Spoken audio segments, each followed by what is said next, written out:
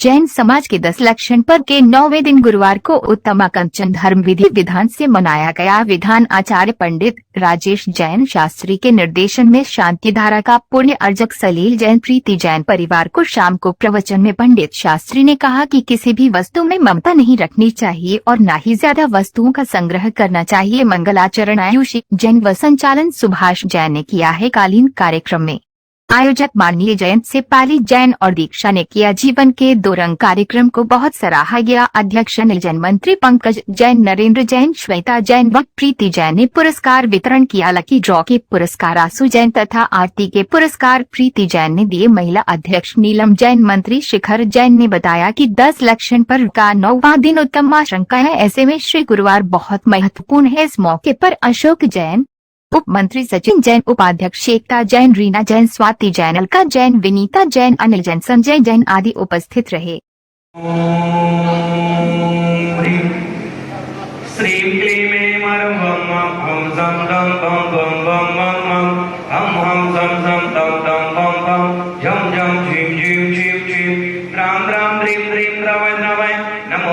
भगवते श्रीमते ओम ह्रीं क्रों सर्वविषयकर्ता भवं कंडय जय जय दव दव पच पच पाचय पाचय ओम नमो अरहं जं जीं जीं हम सं जं वं प्रवयः स छं छीं छुं छीं छैं छौं छौं छं च छीं रां ह्रीं क्रों ह्रीं क्लैं रौं रौं रं रं द्रां ह्रीं द्रवद्रवै नमोरते भगवते श्रीमते टाटास्माकं श्री 10 लक्षण महापर्व शुभ अवसरे एवं उत्तम आकिंचन धर्म शुभ अवसरे एवं प्रथम शांति धारा करता श्रीमती समता जी जैन, सलील कुमार जी, प्रीति जैन, ट्विंकल जैन सर्व बरकत चतुर्भद्र विनाशनाय सर्वारिष्ट शांति कराय ओम राम ह्रीं क्रों रौं रं अस्यां सन्मा मम सर्वविघ्न शांतिं कुरु गुरो मम सर्वतुष्टिं कुरु गुरो मम सर्वपुष्टिं कुरु गुरो स्वाहा।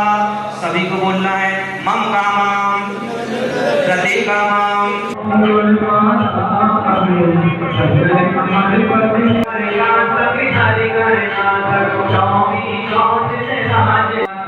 पुष्पांजलिं क्षिपामि।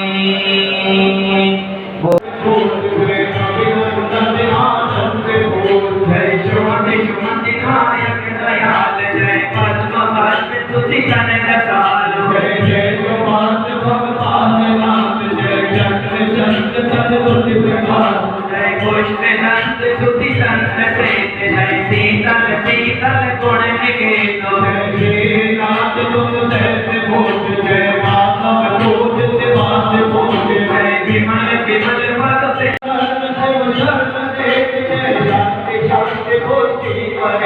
जय कुंत कुंत आप के रखे जय अर्जी तुम्हारी जय करे जय बल्ले बल्ले हरो मल जय मुनि को रत रत दल जय नवीन सेवा सब नुत सबे में जय विनाथ घट चक्रे जय पार्श्वनाथ अनाथ नाथ जय परमात्म शिव नगर साथ 24 जिनंता आनंद कंदा पाप निकंदा सुखकारी पद रुख गंगा उदय नमस्ता प्रभुता नित्यारी ओम ह्रीं श्री बृहस्पतिवीरांत चतुर्विंशतिदिनकरेभ्यो अनर्घपदभ्राप्तये जयमाला पूर्णर्घ्यं निर्वभामि। चंद्रप्रभु की पूजा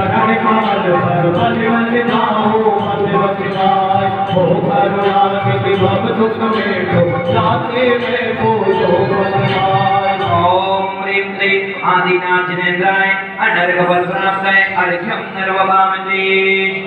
जल बल सब सच्चे बाजत बच्चे उन मन रच्चे मन मांचे तुम पद जुग मंचे सज्जन जच्चे देव बच्चे निज बच्चे शम नुतना के शम सत्य करे शम भाग्य शम परमाचित दाता प्रभु दाता पूजो ख्याता जगते शम ओम ह्रीं श्री आदित्यनाथ जिनेन्द्राय अनर्घपदभ्राप्तये अर्घ्यं निर्वभामि।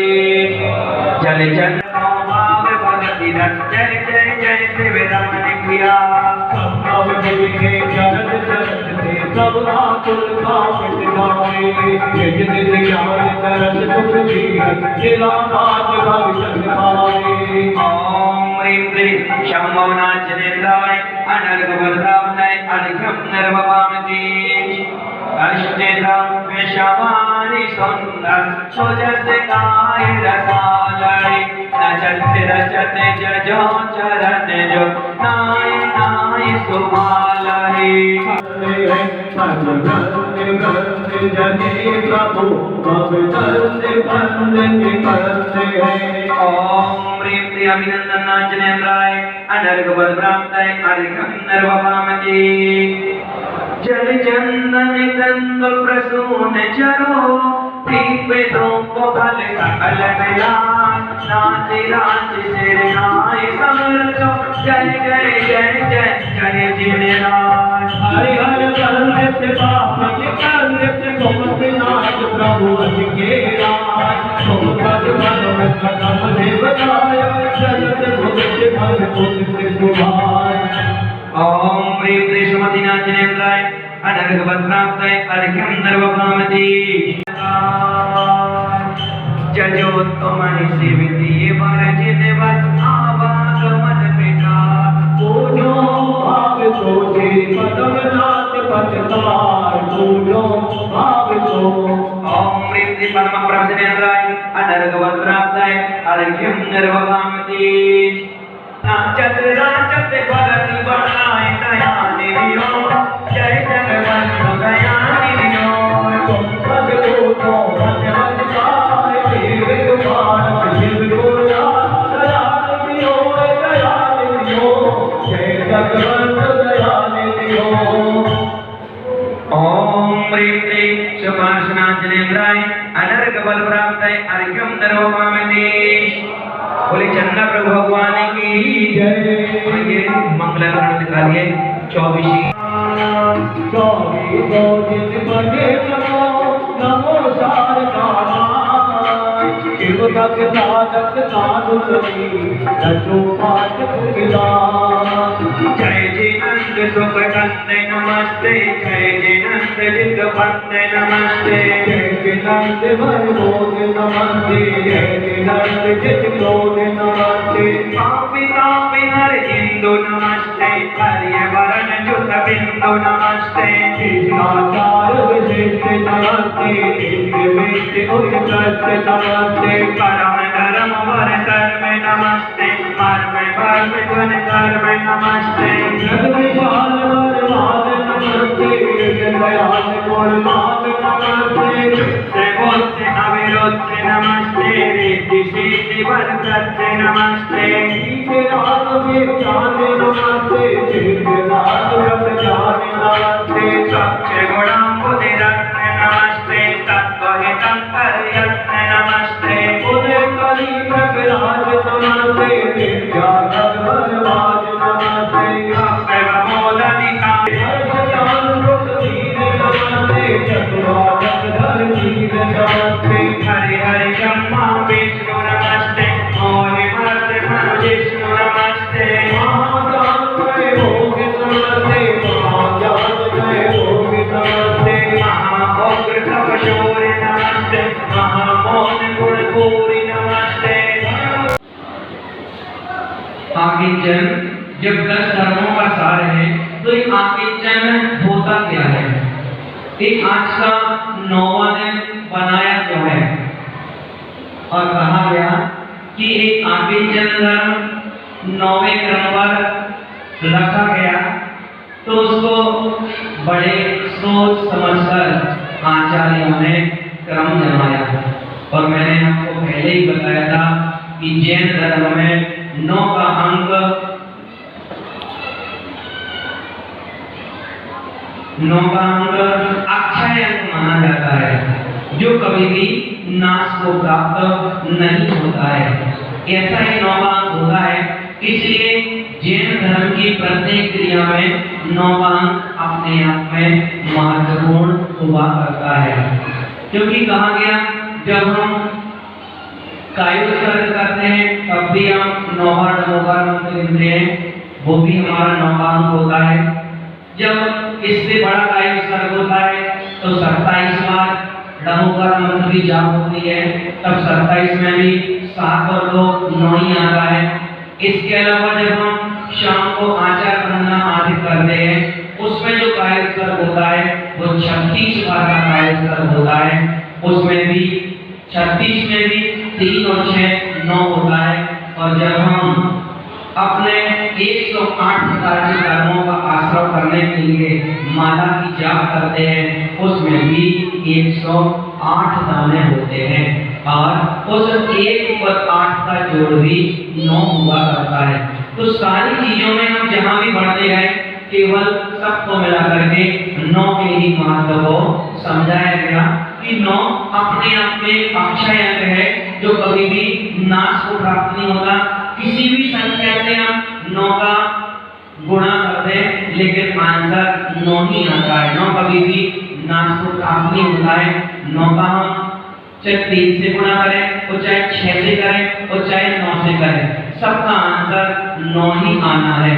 अब अपन 9 से यदि गुणा करते हैं तो 9 × 9 करते हैं 81 हो जाता है और 8 और 1 9, 6 का कर दें तो 9 × 6 54 होता है, तो 5 और 4 भी 9 होता है। तो ऐसे जब हम 9 के अंक में अक्षय दिन में प्रवेश कर रहे हैं तो आचार्यों ने बताया कि आज का दिन एक हल्का होने का, अपने आप को खाली करने का दिन है, अपने आप को हल्का बनाने का दिन है। क्योंकि ये सब देखा जाता है कि तराजू के जिस पलड़े के ऊपर भार रखा हुआ है, तराजू के जिस पलड़े के ऊपर वजन रखा हुआ होता है वो पलड़ा हमेशा नीचे की ओर ही झुका रहता है। मतलब नीचे क्यों झुका हुआ है? क्योंकि उसके ऊपर कुछ भार रखा हुआ है, कुछ वजन रखा हुआ है जिसके कारण वो पलड़ा हुआ चला जाता है। और दूसरा पलड़ा जिसके ऊपर किसी प्रकार का भार नहीं है वो पलड़ा अपने आप ही ऊपर की ओर उठता हुआ जाता है। तो कहा गया कि जो हल्कापन होता है उस हल्केपन के कारण ही वो पलड़ा ऊपर की ओर जाया करता है। ठीक उसी प्रकार की स्थिति हुआ करती है कि जब व्यक्ति हल्केपन की व्यक्ति अपने गुरु के पास एक निवेदन करने गया, गुरुजी मैं आपके पास कई वर्षों से अध्ययन कर रहा हूँ, आप बार-बार यही कहते हैं कि एक दिन मैं आपका परमात्मा से साक्षात्कार कराऊंगा, एक दिन मैं आपको परमात्मा के दर्शन कराऊंगा। वो दिन कब आएगा? जब आप मुझे परमात्मा के दर्शन कराएंगे। गुरु ने कहा ठीक है, तुम रोज रोज कहते हो, कल सुबह तुम्हें मैं परमात्मा के दर्शन कराऊंगा।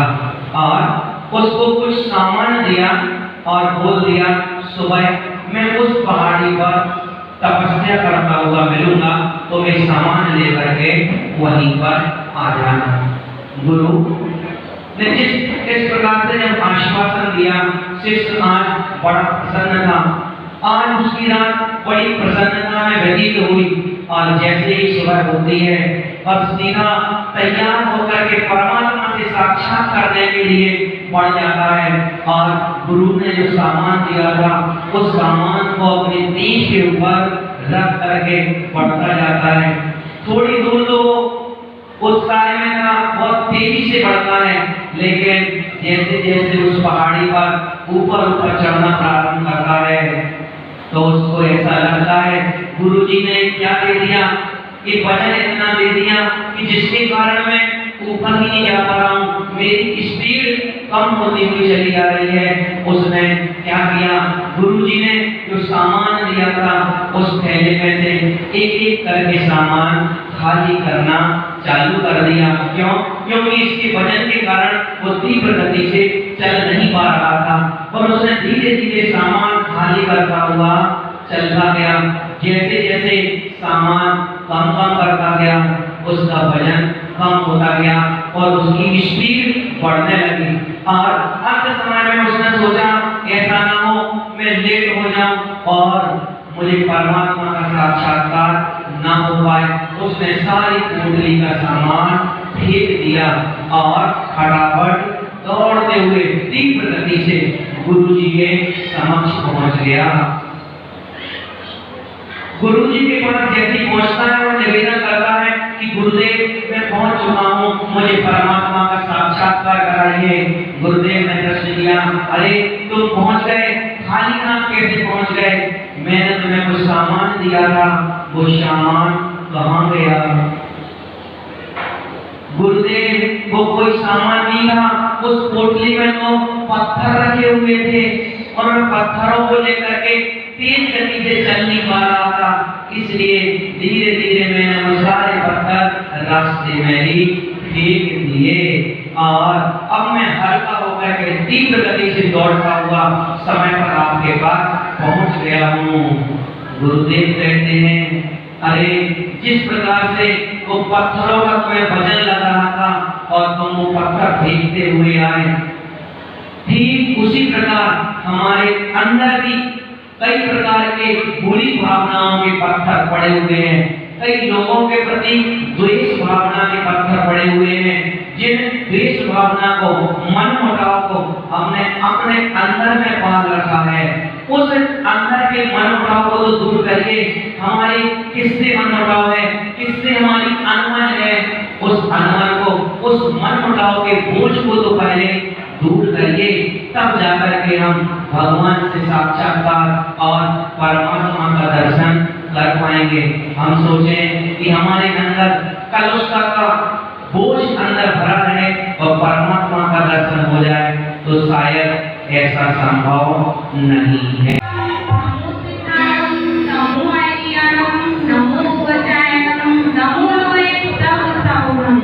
जैसा कि आप सभी ने देखा कि डोली जीवन की सच्चाई को समझ गई और वह अर्थी के सामने नतमस्तक है।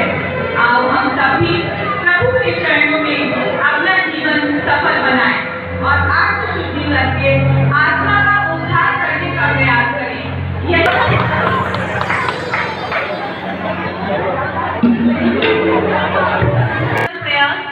श्रीमती दीक्षा जैन, श्रीमती शिखा जैन, प्रिया जैन, बहुत सुंदर।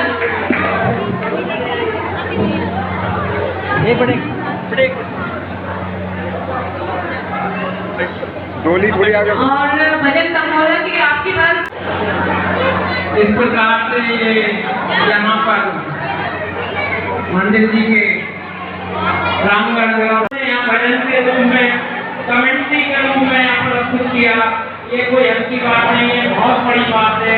जीवन की सच्चाई पे आधारित एक यहाँ नाटिका के रूप में यहाँ प्रस्तुत की गई।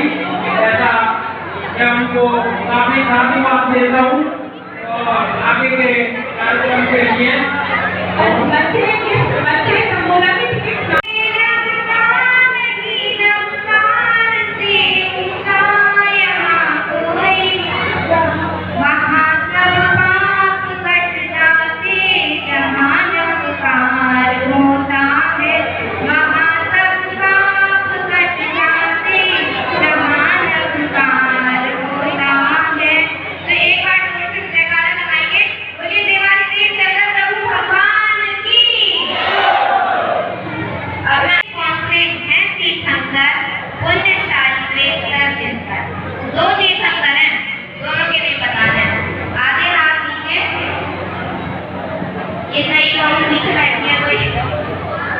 मुझे बताएंगे।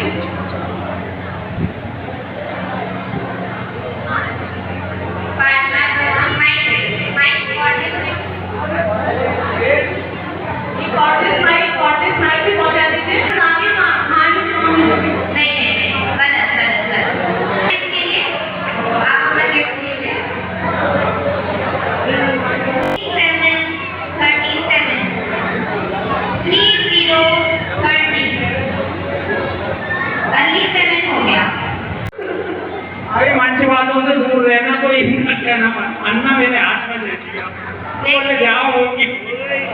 नेक्स्ट नंबर 5656 और ऐसे एक पकड़ आएंगे, वो भी आपको वही मिलेंगे और आप भाई और बच्चा का साथ मिलेंगे। और महाराज जी हमारे जो आए हुए मेरे को साथ करेंगे। मैं चाहता हूँ सब लोग ज़्यादा इकट्ठी हो जिला मोहल्ले से, तो अच्छा लगेगा, शहर को भी दिखाई देगा कि जैन समाज का दरबार क्या है। मैंने उन बच्चों को भी बैठ किया है कि हमारा जरूर बहुत अच्छी तरह से निकले, लोगों को अच्छा लगे कि जैन समाज का दरबार में है। उसके लिए मैं काफ़ी लोगों से कहता हूँ कि सब लोगों के समय के लिए अल्पाहार की व्यवस्था भी है, उनकी वोट की व्यवस्था भी है, कोई दिक्कत नहीं है। आपको घर से ऐसे आना है और खाना आना है, कोई घर में कोई चीज बनी तो आप लोगों से मैं ये चाहिए। अच्छा, जो अभी हमारे जो मिनिस्टर बने हैं, आप जानते ही हो जो मंत्री भी हैं, वो भी अगर पुरानावास में होंगे तो आपके पंचायत भवन में होंगे, उससे आप बहुत बड़े देख को देख रहे हैं। आजकल ज़्यादा बिजली रहने के कारण उनका आना ज़्यादा दिक्कत कर रहे हैं, लेकिन वो आए करते भी आए तो हमारे गाँव में जरूर करेंगे आएंगे। मैं चाहूँगा उधर मानेंगे तो उनका सारा कैंसर की रस्ते में होगा, क्योंकि वो यूपी में चीफ मिनिस्टर के गाँव में नजर रखते हैं। वो पहले केवल मंत्री थे, आज वो चीफ मिनिस्टर के गाँव में बैठते हैं, क्योंकि संगठन बीजेपी सबसे बड़ी शक्ति है। अच्छा, ये हमने कल विजिट किए, देखिए तो पुरस्कार दिया गया, मैंने उसके लिए नहीं कर पाया, बाहर बैठ गया था। मैं उसको भी बहुत बहुत शुभकामनाएं देता हूँ। और कभी किसी कारणवश मैं बाहर चला गया महाराज जी का सुबह को नाश्ते के लिए मैं लेने गया, उस चक्कर में मुझे बहुत टाइम लग गया।